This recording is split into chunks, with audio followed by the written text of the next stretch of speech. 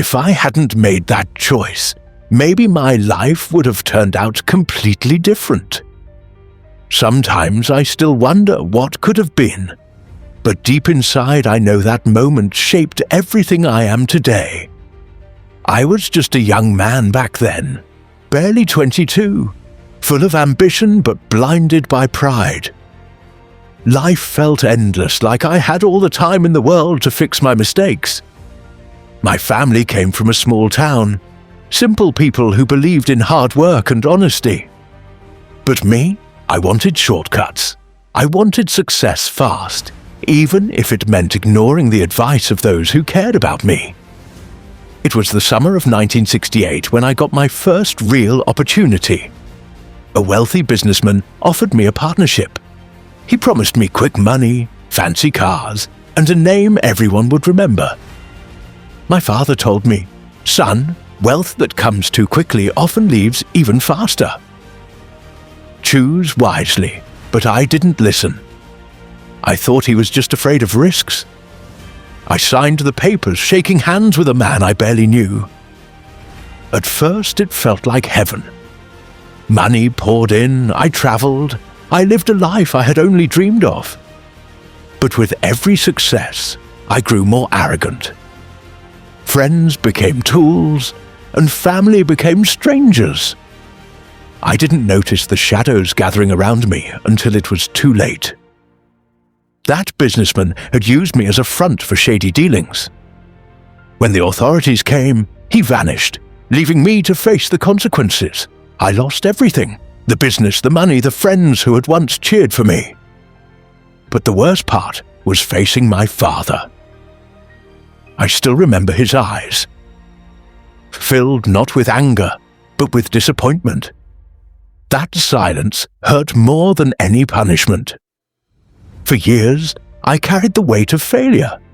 I worked odd jobs, sweeping floors, loading trucks, anything to survive.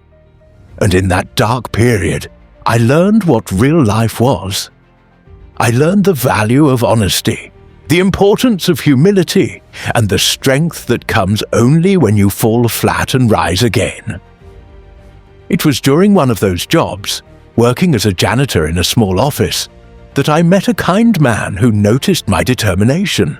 He was the owner of the company, and unlike the first businessman I met, he built his empire on trust. He gave me a chance, not because of my past, but because of the effort he saw in my present. I started from the bottom again, but this time with patience and integrity. Slowly, brick by brick, I rebuilt myself.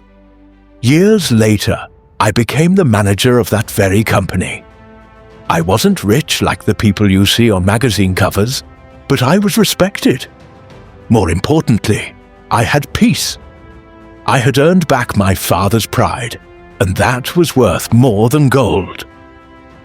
Looking back now, I realize that failure was my greatest teacher. If I hadn't fallen, I would have never learned how to stand.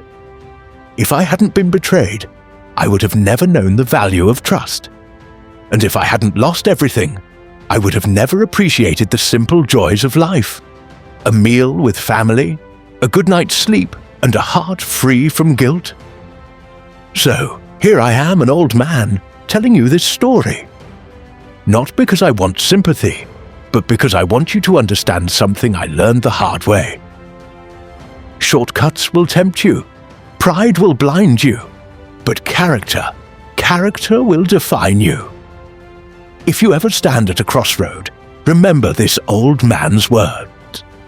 Choose the path that may take longer, but one you won't regret when your hair turns grey. Because at the end of life, success isn't counted in dollars, but in peace, respect, and the legacy you leave behind. And maybe, just maybe, if my story saves even one of you from repeating my mistake, then all those years of struggle were worth it.